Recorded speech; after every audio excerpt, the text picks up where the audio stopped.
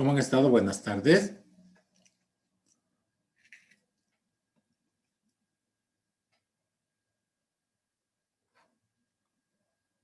¿Me escuchan? Buenas tardes, Inge, sí se escucha. ¿Cómo le va, Marco Antonio? Buenas tardes.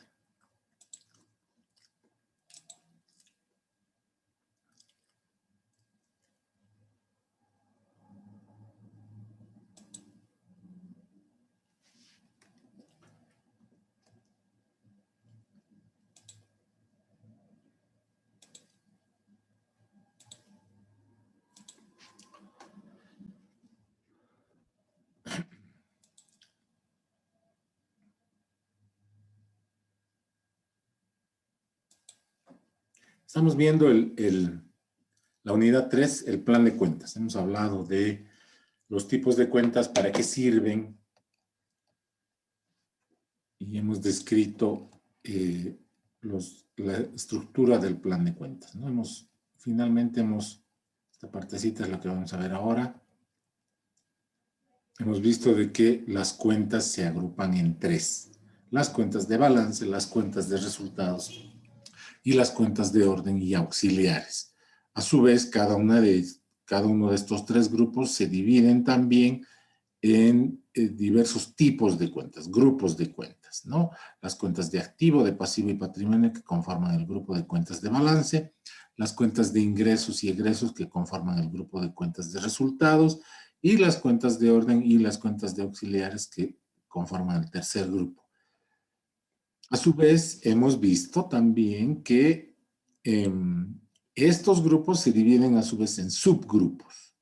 Las cuentas de activos se dividen en activo corriente o activo corriente o activo circulante, también se llaman; activo realizable, activo fijo y otros activos. Las cuentas de pasivos se dividen en pasivo de corto plazo o pasivo corriente, y pasivo de largo plazo o pasivo no corriente. Las cuentas de patrimonio también se dividen en aportes, utilidades de otras gestiones y el resultado de la gestión, además de, en algunos casos, no todas las empresas tienen, las reservas. Los ingresos se dividen en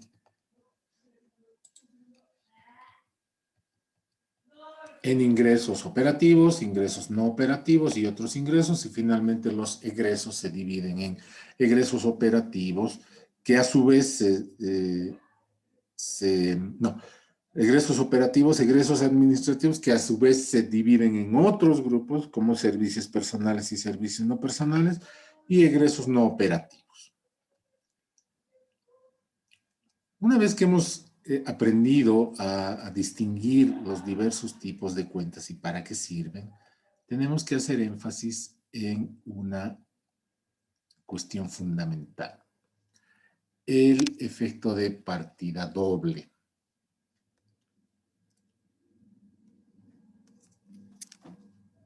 Más o menos en el siglo XVI, allá por el 1500 y pico, un fraile que llevaba la contabilidad de la Iglesia Católica en Venecia, Fray Luca Pacioli,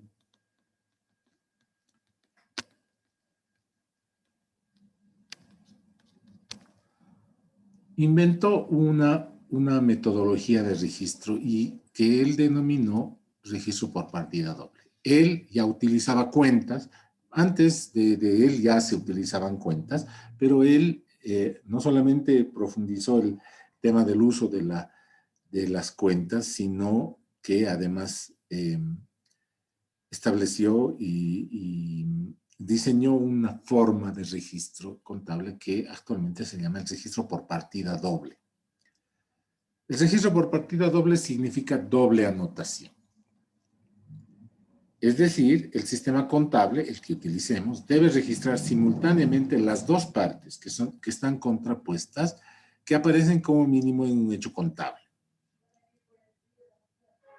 En todo hecho contable se deben distinguir dos efectos: una causa y un efecto.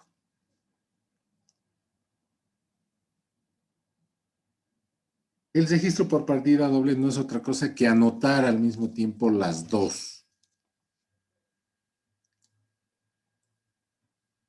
como una forma de control, como una forma de doble control, como una forma de asegurar que el efecto sea igual a la causa. Como la contabilidad y los hechos económicos son un hecho cuantitativo,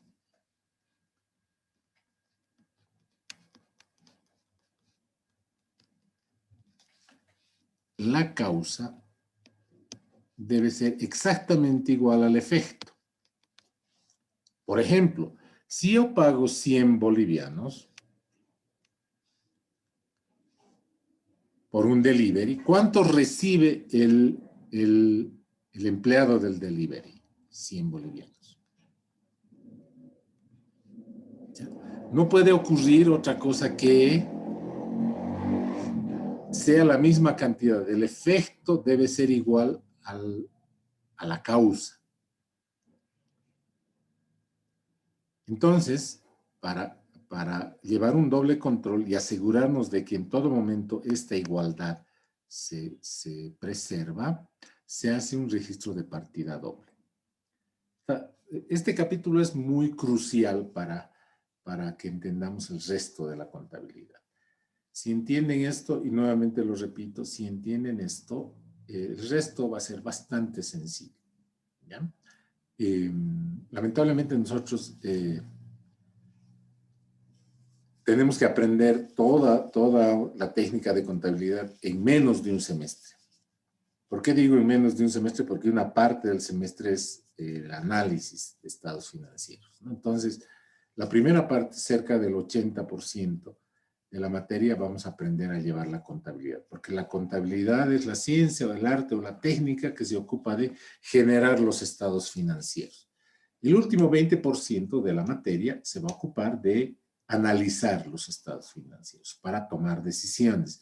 No se olviden de que la contabilidad genera información que es utilizada por lo que hemos llamado nosotros los usuarios de la información contable. Estos usuarios de la información contable pueden ser usuarios internos y pueden ser usuarios externos. Los usuarios internos acceden a la totalidad de la información. O sea, no hay restricciones para la información que pueden revisar los usuarios internos de la información contable. ¿Qué hacen los usuarios internos con esa información contable que analizan? Toman decisiones. Entonces, en otras profesiones, por ejemplo, en la carrera de contaduría pública, como es toda una carrera, podemos tomarnos un semestre para analizar y aprender a lo que son los hechos contables. Aquí tenemos que hacer todo eso en una clase. Entonces, esta es una de las clases primordiales, fundamentales. Por eso mismo es que les pido, si hay alguna duda, como la clase anterior, pregunten, por favor.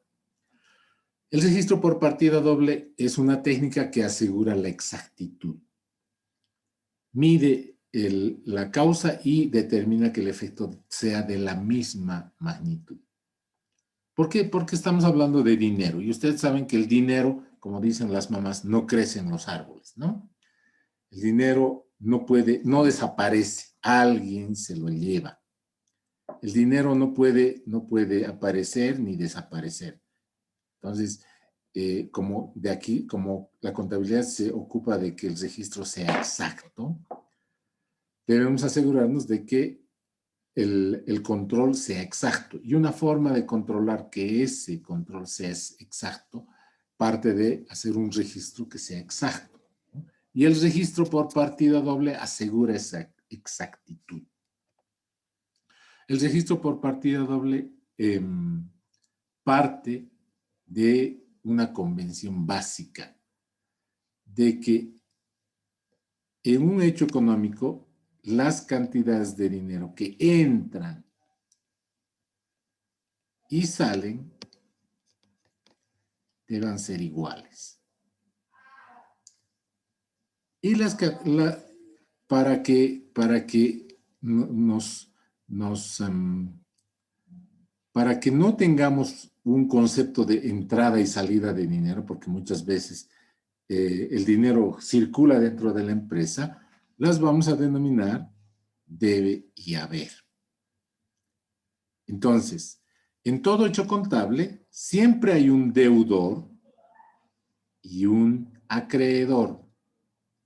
En clases presenciales, hacemos una clase muy interesante en este tema y se les asigna valores. Se les asigna roles a las personas. Imaginémonos que, a ver, veamos quiénes están presentes. 10 personas. Bien.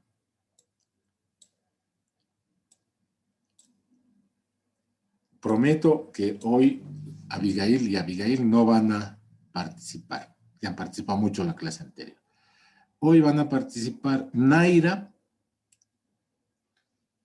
Naira va a llevar el control. Naira va a jugar el rol de una cuenta de caja. ¿Ok? Lenny va a ser inventario. Una cuenta que se llama inventario.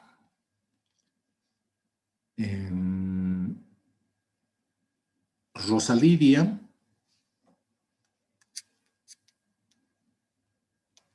va a ser una cuenta que se llama ingresos. Y finalmente, Allison va a ser una cuenta que se llama egresos. ¿Ok? Estoy haciendo esto para que me entiendan bien. Yo soy el capital.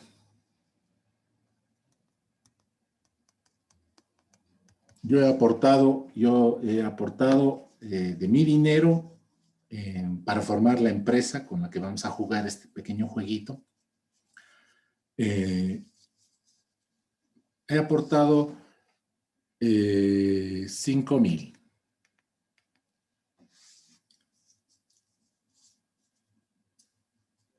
5,000 bolivianos de dinero en efectivo.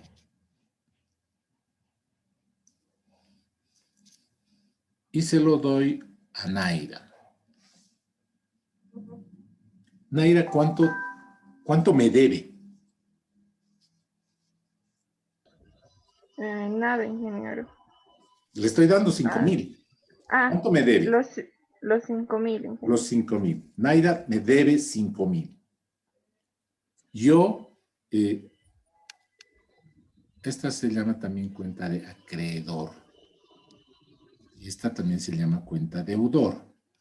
Es otro nombre que se le llama. Al dinero que entra se le llama dinero al debe o dinero deudor. Y al dinero que sale se le llama dinero en el haber o dinero acreedor. Yo soy el acreedor de 5,000 bolivianos que Naira, que es caja, me debe. Naira tiene el dinero en efectivo. Naira, imagínense que Naira es como una caja fuerte que agarra 5,000 bolivianos. Naira me debe, es deudora de 5,000 bolivianos al dueño de la empresa al que ha aportado el capital.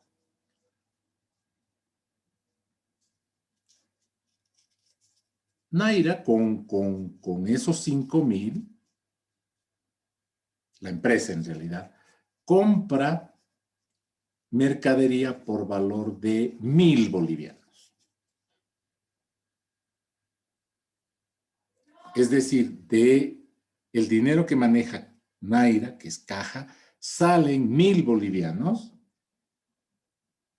y se van a un proveedor, a alguien que nos vende mercadería y el vendedor de mercadería nos vende mercadería por valor de 1,000 bolivianos. Imagínense que estemos comprando alcohol en gel.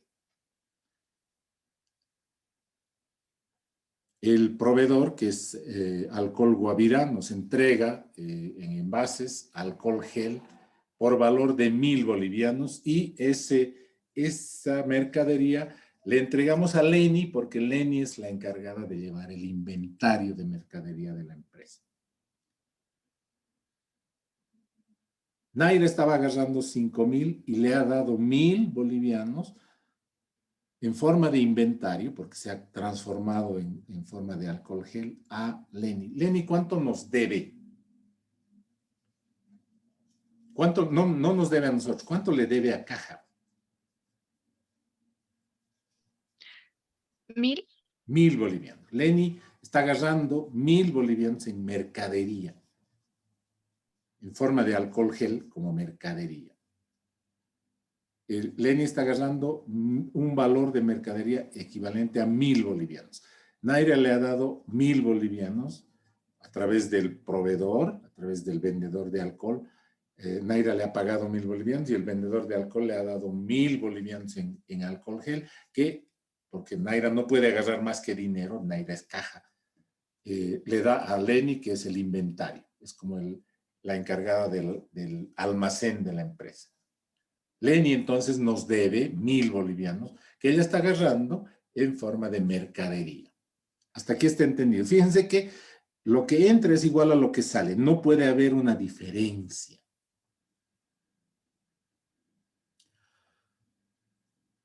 Viene un comprador a la empresa nuestra y dice, quiero que me vendan alcohol gel. ¿Tienen alcohol gel? Sí, señor, tenemos. ¿Cuánto cuesta el alcohol gel?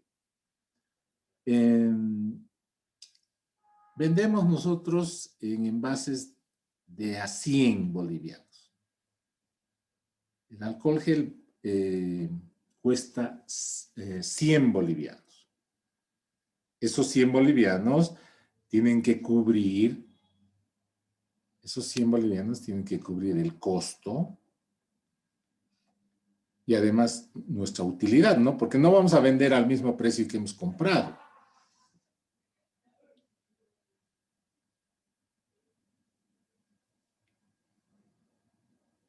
Imaginémonos que el costo es 80% y la utilidad es el 20%. Si vendemos a 100, el 80% es el costo y el 20% es la utilidad. Bueno, está bien, véndame un envase de alcohol gel. Perfecto. Lenny agarra y dice, aquí tiene, le entrega el envase de alcohol gel. El cliente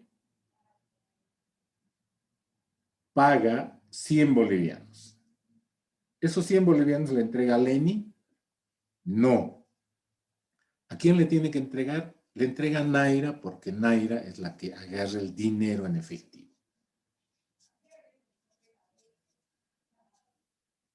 Quiero que me sigan con la mente.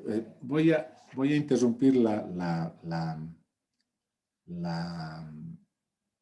a dejar de compartir un ratito y voy a crear una pizarra, porque si no nos vamos a terminar perdiendo.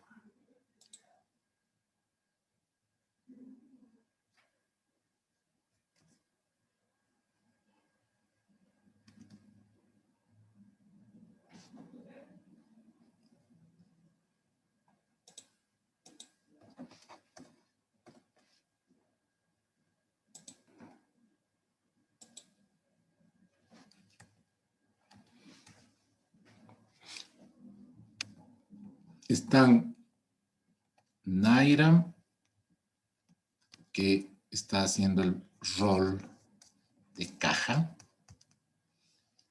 Están Lenny, que está haciendo el rol de inventario.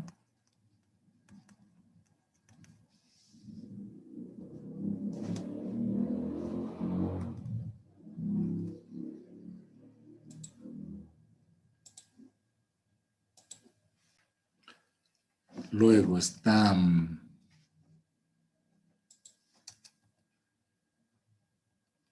Allison. Allison creo que se escribe con doble S, no sé, pero bueno, si no se escribe así, discúlpenme. Es que hace el rol de egresos. Y Rosa, que hace el rol de ingresos. Naira me debe 5.000 bolivianos. Lenny, luego de estos 5.000, se queda con 4.000 porque esos 1.000 los está agarrando Leni en forma de mercadería. Si ustedes se fijan, 4.000 en efectivo más 1.000 en mercadería, siguen siendo los 5.000 con los que hemos comenzado. ¿Por qué? Porque no se puede alterar esa igualdad. Esa es la igualdad fundamental de la contabilidad. Luego pasa que viene un cliente y compra 100 bolivianos de mercadería. Esos 100 bolivianos de mercadería son pagados a la persona que está haciendo el rol de caja. ¿Cuánto dinero tiene Naira ahora? 4.100, ingeniero. 4.100. Lógicamente, Leni ya no tiene 1.000 de inventario porque ha vendido un envase de alcohol gel. Ese envase de alcohol gel lo estamos vendiendo en una relación de 80-20, ¿no? 80% es el costo y 20% es la utilidad. Por lo tanto, de estos 100 que hemos recibido, 80 son disminuidos del total que está agarrando Leni. Entonces, por lo tanto, Leni ahora ya no tiene 1.000 porque ha vendido un envase y tiene 920.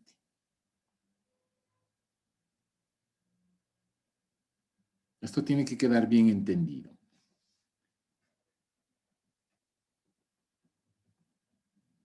Leni ya no tiene un envase y un envase cuesta 100, pero de esos 100, 80 pesos es el costo y 20 pesos es la utilidad. Sumemos. Voy a utilizar otro color de bolígrafo. 4.100 que tiene ahora Naira más 920 son 5.020. Es decir, tenemos 20 pesos más de lo que teníamos originalmente. Eso ya rompe el efecto de partida doble. ¿Por qué? Han aparecido 20 bolivianos. Teníamos un patrimonio de 5.000, ahora tenemos un patrimonio de 5.020. Eso quiere decir que han habido 20 bolivianos de ingresos. Rosa ahora nos debe 20 bolivianos porque ella, que es la encargada de registrar los ingresos, ha registrado un ingreso de 20.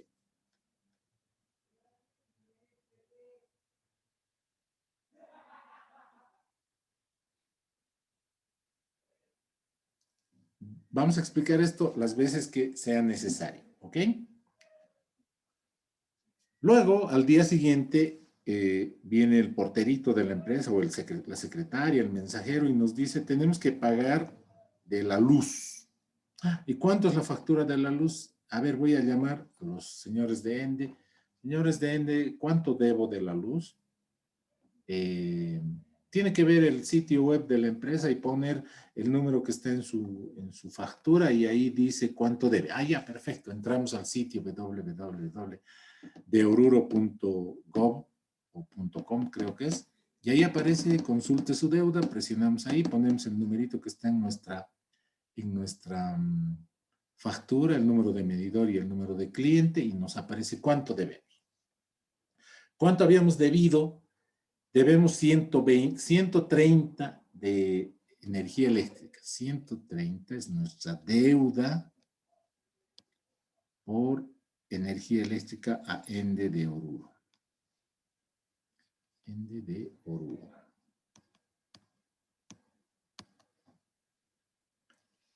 Muy bien, le decimos al mensajero, toma 130 y anda a pagar de la luz. El cajero agarra los 130. ¿Quién le da dinero al cajero, al mensajero? La caja, ingeniero. Naira. Naira tenía 4.100 menos 130. ¿Cuánto tiene? ¿Cuánto nos debe Naira?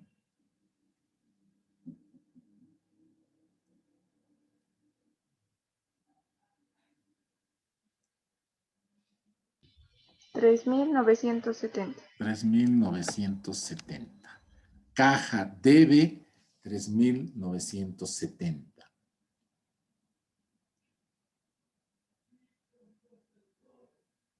$3.970 más 920 que hay en el inventario.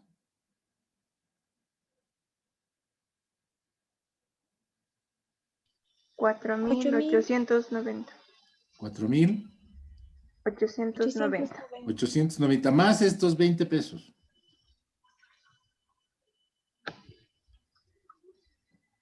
Los 20 pesos que ya tenemos. 4.910. 4.910. Se rompe el principio del equilibrio causa-efecto. Por lo tanto, nos están faltando 130 pesos. ¿Dónde registramos esos 130 pesos? Acá. Allison nos debe 130 pesos porque hemos gastado 130 pesos en pagar nuestra deuda de Ende de Oruro.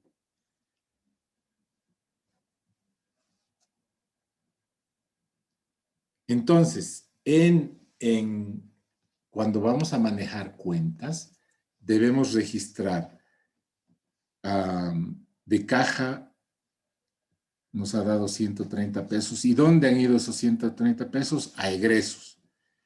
Leni ha vendido una mercadería y de esos 100 bolivianos, 80 de esos 100 bolivianos que han ingresado a caja, 80 están se han quitado del inventario y 20 bolivianos a ingresos. Ese es el registro por partida doble. Registramos lo que entra y de dónde sale, lo que sale y a dónde entra, para asegurarnos de que siempre sea igual lo que entra a lo que sale. Si aseguramos de que lo que entra es igual a lo que sale, no importa cuántas veces hagamos el registro, 100 veces, 1000 veces, vamos a asegurarnos de que siempre sea exacto. Entonces, el registro por partida doble, al registrar en las dos cuentas que participan en un hecho económico, ¿no?, se aseguran de que el registro sea exacto. La gran virtud del registro por partida doble es su exactitud. Esto lo vamos a ver cuando estemos registrando hechos económicos. ¿Ok?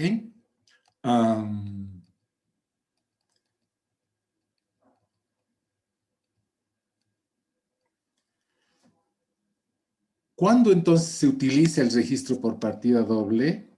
Cuando hacemos el registro de las transacciones.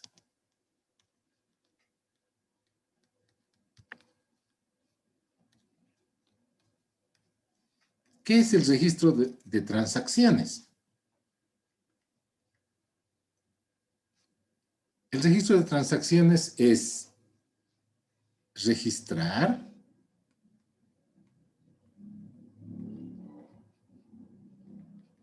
la información que proviene de los hechos económicos en algún documento que podamos consultar posteriormente.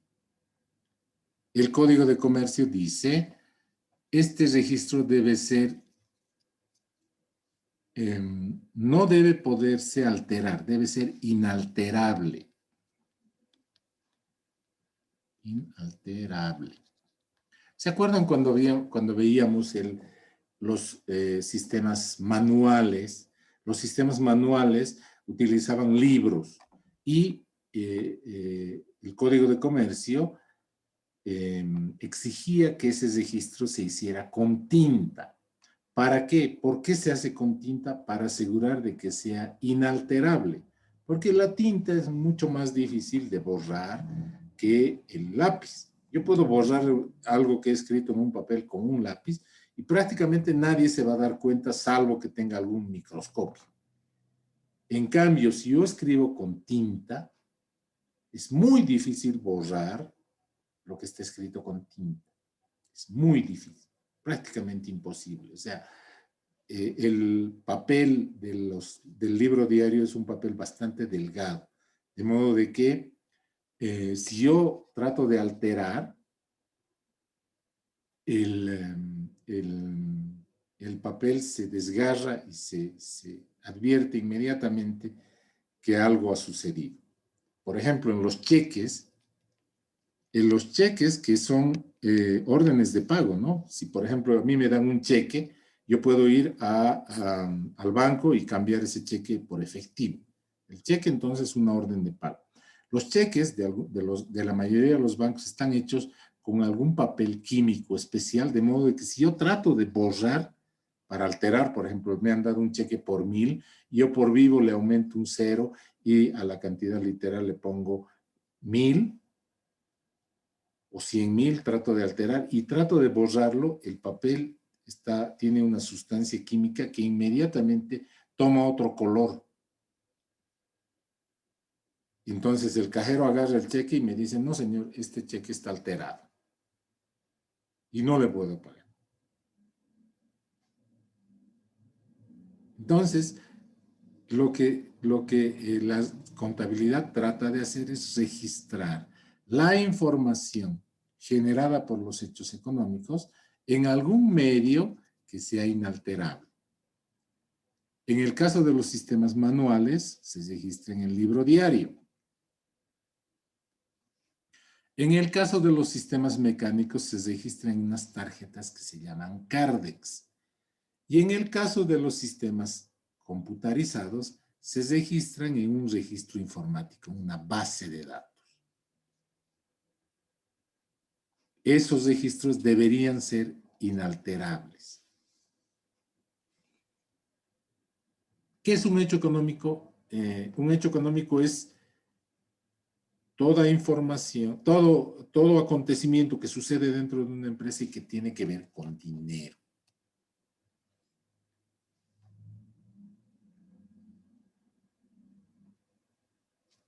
El hecho económico genera información y esa información es la que debemos registrar. Imaginémonos que ustedes salen, sacan 100 bolivianos de sus ahorros y van a hacer algunas compras. Y su mamá, la persona que les da el dinero, su papá, su tutor, les dice, toma este cuaderno y vas a registrar todo lo que estés gastando. ¿Qué información debemos registrar? ¿Qué información debemos guardar de los hechos económicos? ¿Qué información guardarían ustedes?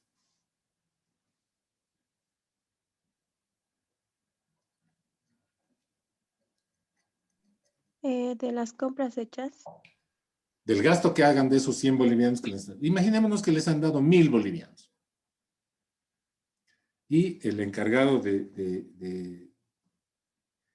en una familia, por ejemplo, bueno, el registro no es tan importante, ¿no? El registro no es tan importante. Sí, mami, me has dado 100, sí he gastado. Ah, ya, hijita, bueno.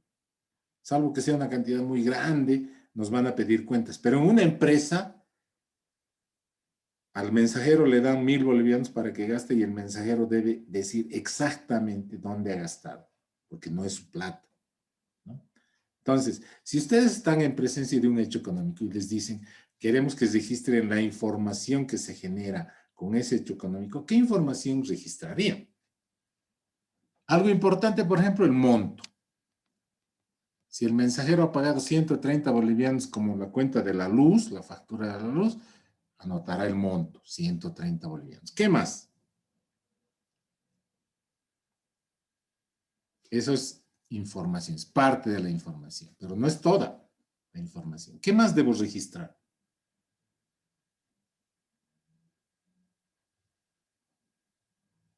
Yo también registraría, anotaría. Registrar, véanlo como anotar, ¿ya? Un sinónimo no muy adecuado, pero sinónimo al fin como para que entendamos bien, es anotar. ¿Qué cosa más anotaría? Yo anotaría, por ejemplo, la fecha. Hoy, 7 de octubre, he gastado 130 bolivianos en pagar la cuenta de la luz. ¿A quién se ha pagado? Anotaría también a quién. Ay, perdón.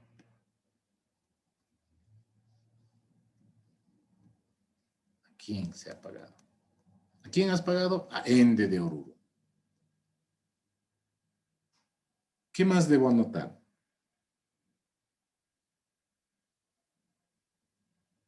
No se olviden de que se registra para poder tener ese registro en alguna forma de archivo para el futuro. El monto, la fecha, a quién he pagado. ¿Anotarían ustedes el número de serie de los billetes que han pagado? Es una idea. ¿O no? No es muy adecuado anotar el número de serie de los billetes. Las monedas no tienen número de serie. ¿Qué más anotarían? Lo que ha sobrado. Lo que ha sobrado tal vez sí, pero no me da una idea del hecho económico en realidad. Este hecho económico es el pago de la factura de luz. Ese es el hecho económico que yo estoy queriendo registrar, anotar. Con esos 1.000 bolivianos voy a ir a pagar del agua, voy a ir a pagar de teléfono, voy a ir a pagar del gas, voy a ir a pagar de mi cuenta en Entel o de Tigo, voy a ir a pagar, no sé, alguna otra cosa más. Pero este hecho económico en particular es el pago de la factura de luz. ¿Qué datos voy a anotar? La información es un conjunto de datos, no se olviden, la información es un conjunto de datos que tiene importancia para alguien. Esa es la información, esa es la definición de información. La información es un conjunto de datos ordenados que tienen importancia para alguien. Estamos registrando esos datos porque es importante para la empresa, ¿no? Para la empresa es importante registrar esos datos que se llaman información. ¿Qué datos voy a registrar? De este hecho económico en particular, del pago de la factura de luz, el monto. ¿Cuánto? 130. ¿En qué fecha? Hoy, 7 de octubre. ¿A quién? A Ende de Oruro. ¿Qué más registraríamos? Impuestos Nacionales dice, usted tiene que llevar y anotar y archivar todos los hechos económicos que han acontecido dentro de su empresa. 10 años. Se pueden venir el 6 de octubre del año 2020 y decirme, queremos que nos muestre la información que usted ha registrado del pago de la factura de luz que ha hecho el 7 de octubre del año 2010. No han pasado todavía 10 años, así que usted tiene que tener guardada esa información.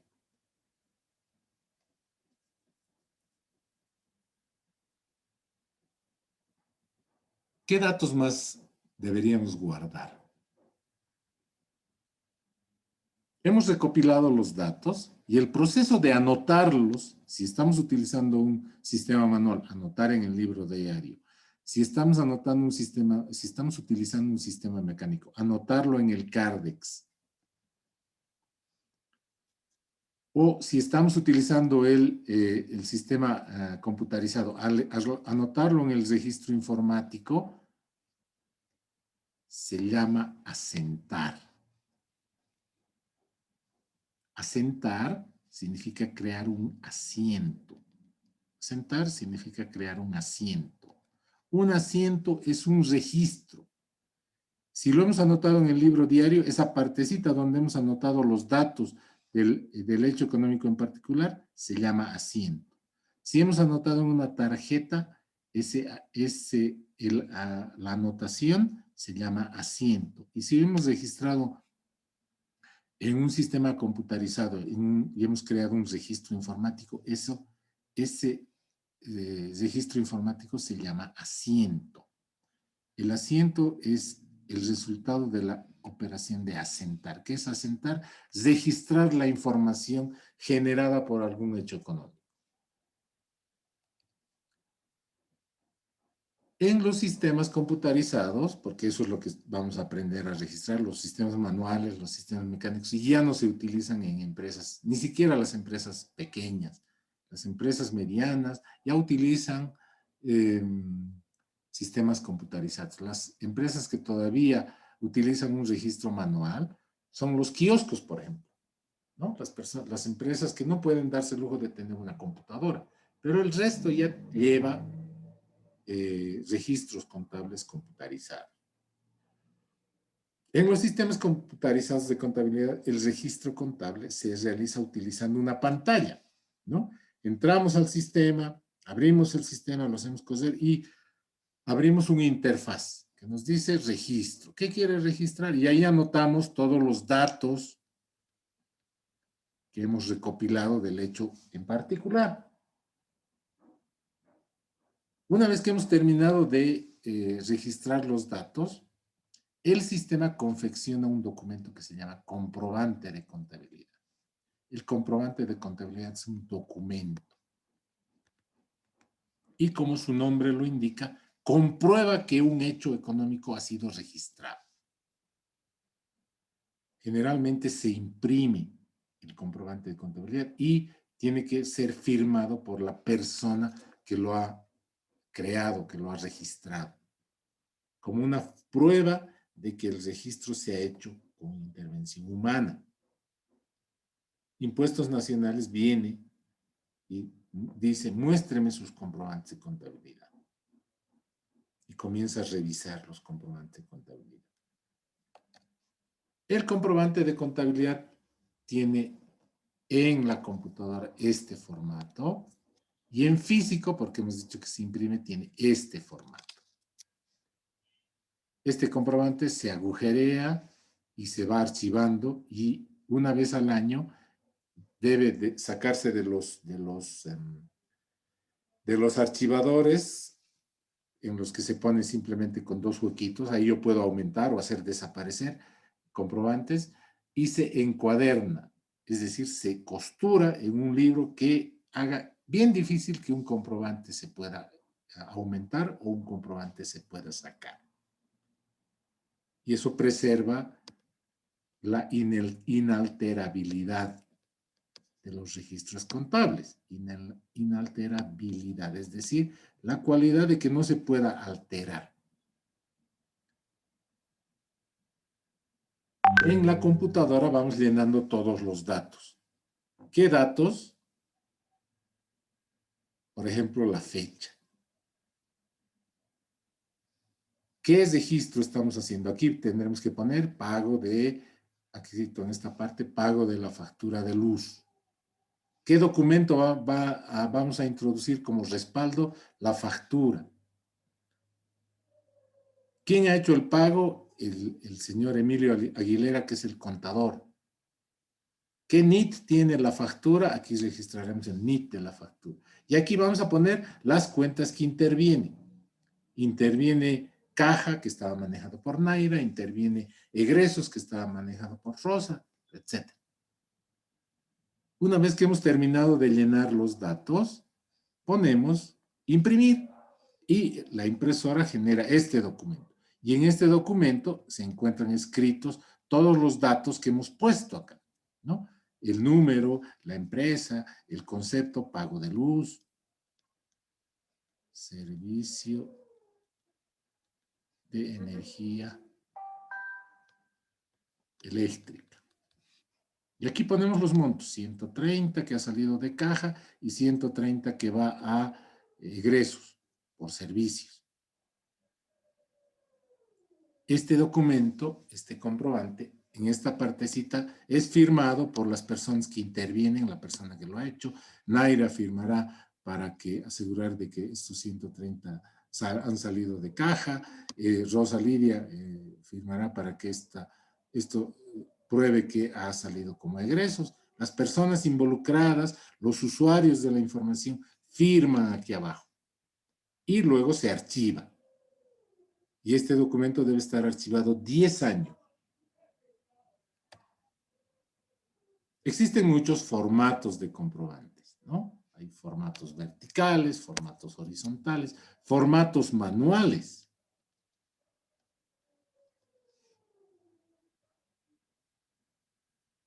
Formatos computarizados, formatos preimpresos, formatos que son generados por la computadora, etcétera. Hay muchos formatos de comprobantes de contabilidad. Sin embargo, todos los comprobantes tienen 3 partes.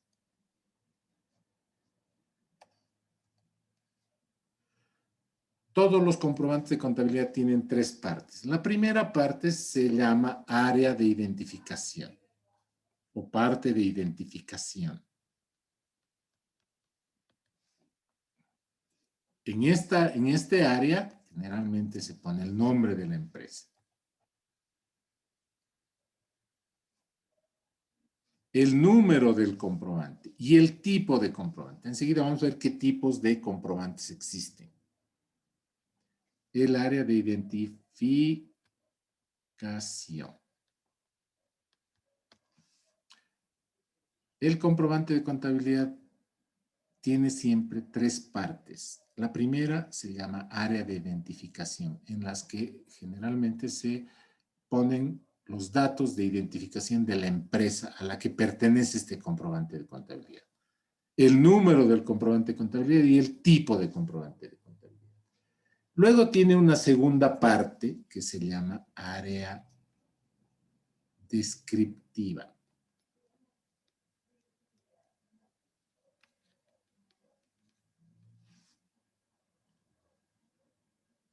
En esta área generalmente se ponen todos los datos que describen y registran el hecho económico que se está pretendiendo asentar utilizando este comprobante. La fecha, 07/10 del año 2020. El concepto, pago de servicio de energía eléctrica, mes de septiembre. Mes de septiembre.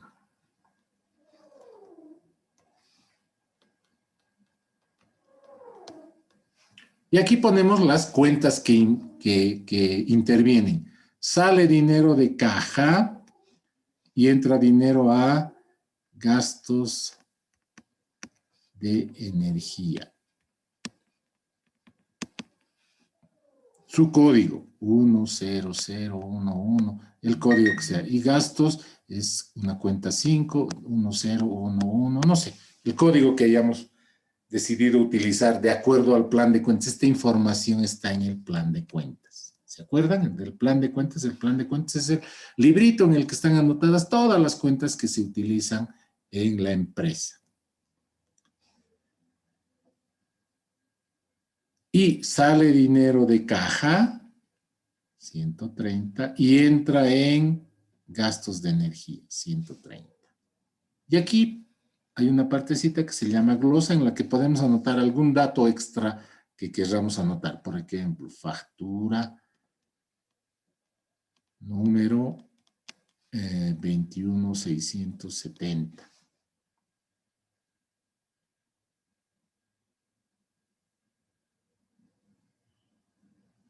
Todo comprobante de contabilidad tiene 3 partes. El área de identificación, el área descriptiva y una tercera parte que se llama el área de validación.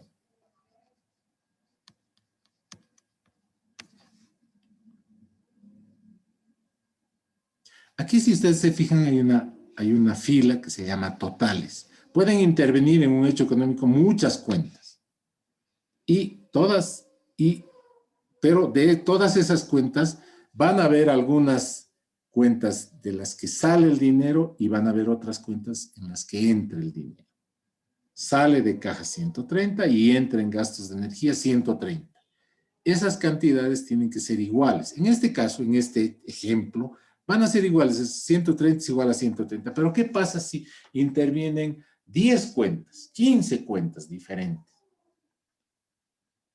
Una forma de hacer de comprobar es sumar en este caso 130 en el debe y 130 en el haber, y asegurarse de que sean iguales. El área de validación se encarga de validar que los datos que están inscritos, registrados, asentados en el comprobante de contabilidad han sido revisados. Primero con la cantidad. Aquí hay una partecita que dice son.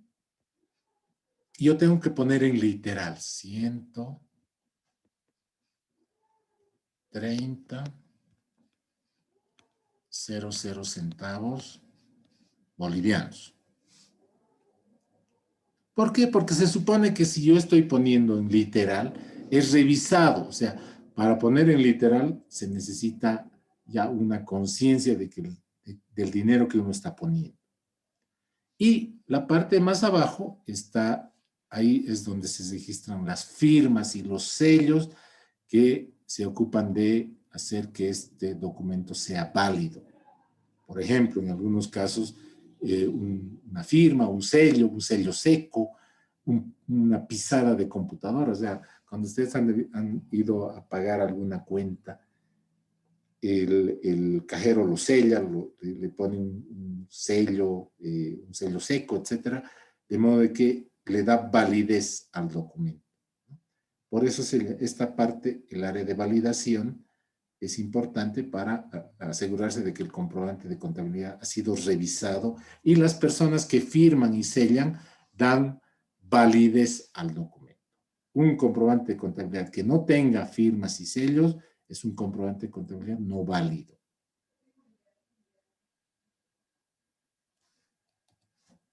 Estos son diversos ejemplos de comprobantes de contabilidad.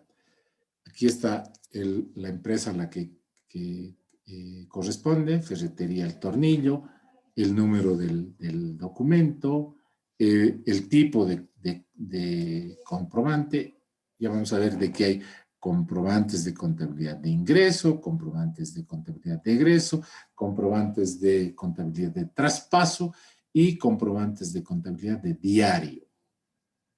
Esta es la parte de identificación del comprobante. Esta es la parte descriptiva. Ahí estamos registrando que el 11 de febrero del año 2019 se ha registrado nuestra contabilización de las ventas del día según el arqueo de caja. Y se registra que en Caja Moneda Nacional tenemos 610,40 por concepto de dónde viene este dinero, de la venta de material de ferretería, 610,40. Según el registro, y aquí le ponemos un comentario, según registro en el libro de ventas. Y finalmente lo validamos, ¿no? Validamos sumando estos dos montos que deben ser iguales, le ponemos el literal y aquí están las firmas y sellos que le dan validez al comprobante contable. Veamos otro. Restaurante La Petite France, comprobante de egreso, fíjense, otro tipo, el número del comprobante, a qué mes corresponde, la parte descriptiva del comprobante. Aquí, fíjense, intervienen 4 cuentas. Cada una con números diferentes, pero al final las cuentas al debe suman esto y las cuentas al haber suman esto y tienen que ser iguales. Y aquí le ponemos algunos comentarios respecto de cada cuenta. ¿Cuántas cuentas pueden intervenir en un comprobante de contabilidad? Las que sean necesarias. Hay comprobantes de contabilidad que pueden tener 20, 30, 40, 50 cuentas. Ahora la pregunta para ustedes. Si bien pueden existir comprobantes con 100, 20, 30, 40 cuentas, ¿cuántas cuentas mínimamente debe tener un comprobante? Ahora voy a comprobar si me han entendido. ¿Cuántas cuentas? Esa es la pregunta. ¿Cuántas cuentas mínimamente tiene que tener un comprobante?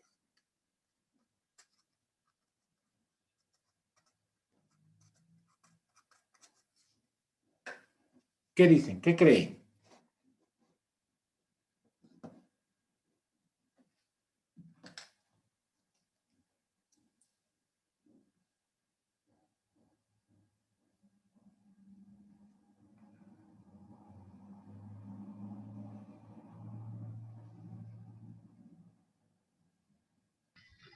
Ingeniero, dos cuentas, una ¿Por que qué? sea el debe ¿Ya? y el otro de dónde vamos a sacar, que sería el haber.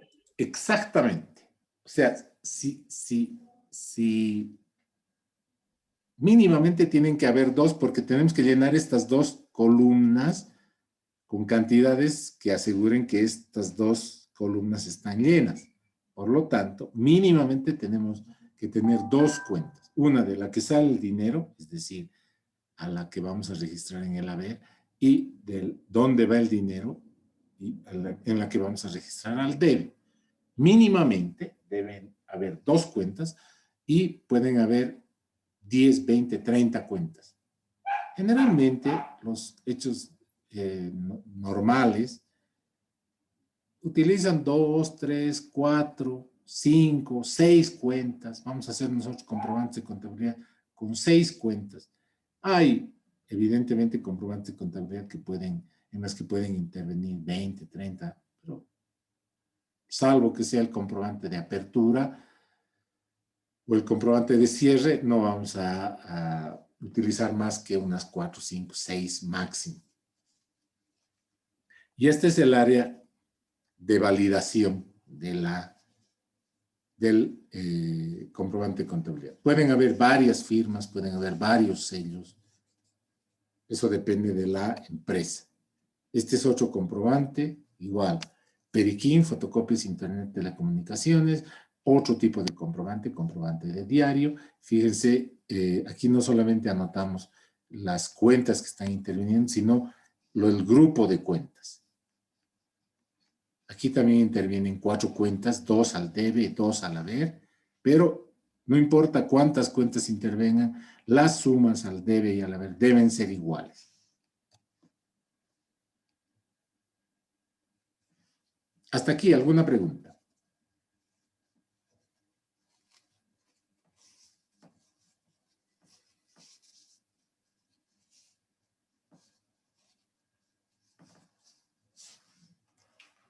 ¿Qué dice?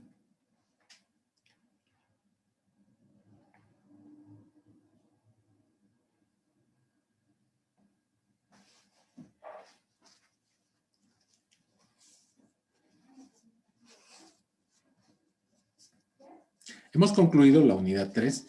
Nos faltan todavía un par de cositas que lo voy a explicar, sobre todo esta parte de aquí. Esto les voy a mandar impreso. Les había prometido que lo iba a mandar impreso, pero lamentablemente no lo he hecho porque quería terminar la unidad, ¿no? Estas fichas, las fichas de comportamiento de las cuentas, de la forma en la que se comportan las cuentas, son importantes. Entonces, estas fichas del comportamiento de las cuentas o movimiento de las cuentas, les voy a mandar en formato impreso. Y nos describen dónde debemos registrar.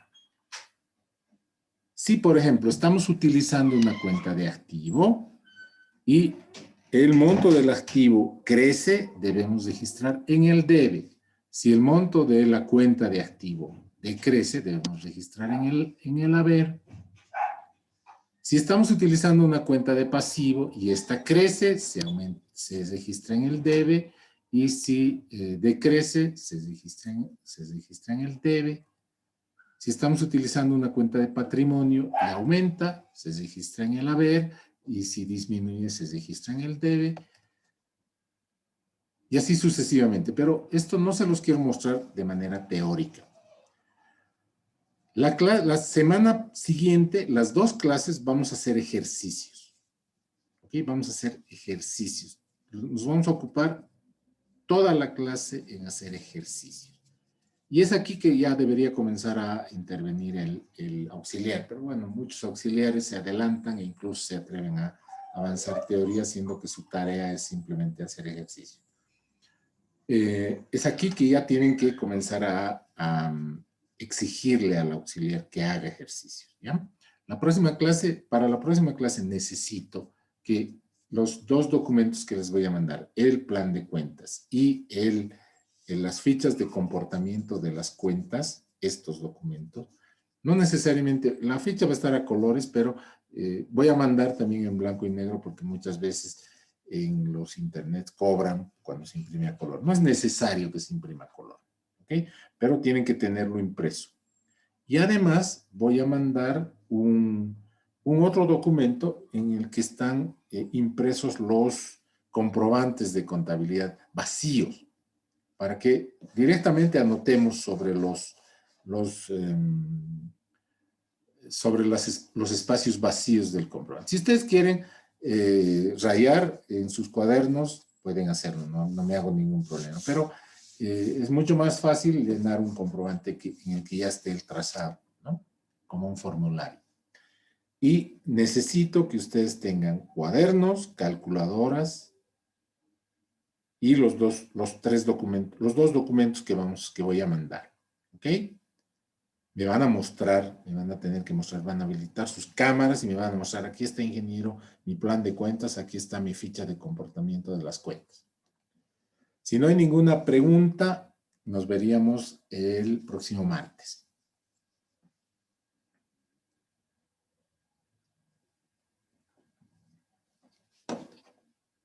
No se olviden de que todos los videos de las clases están en un repositorio en el YouTube. O sea, ustedes pueden entrar al YouTube, la dirección del canal se ha mandado por el WhatsApp y ustedes pueden ver las clases y también voy a comenzar a registrar ejercicios resueltos en video, en formato de video, para que ustedes tengan una guía de cómo resolver los ejercicios, ¿ok?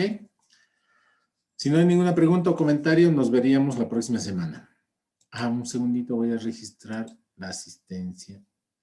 Le voy a tomar una foto a la asistencia. No, registraremos mejor.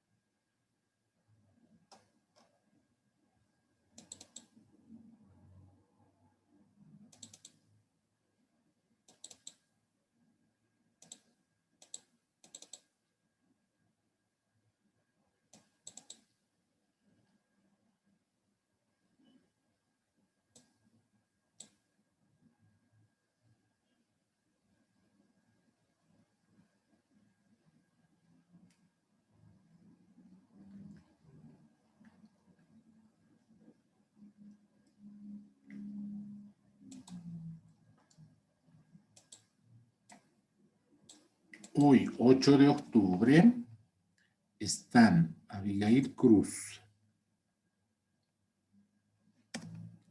Alison Guzmán,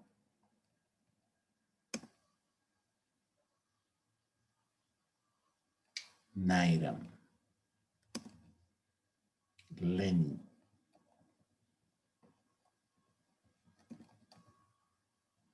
Yamir Lucas,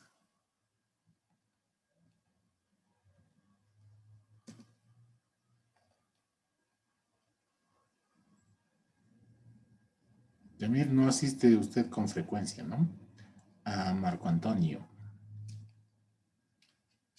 Abigail Rose,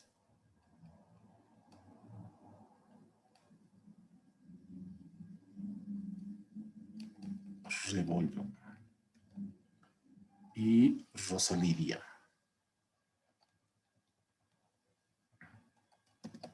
Perfecto, ya está registrado. Nos vemos el martes. No se olviden todo lo que les he pedido.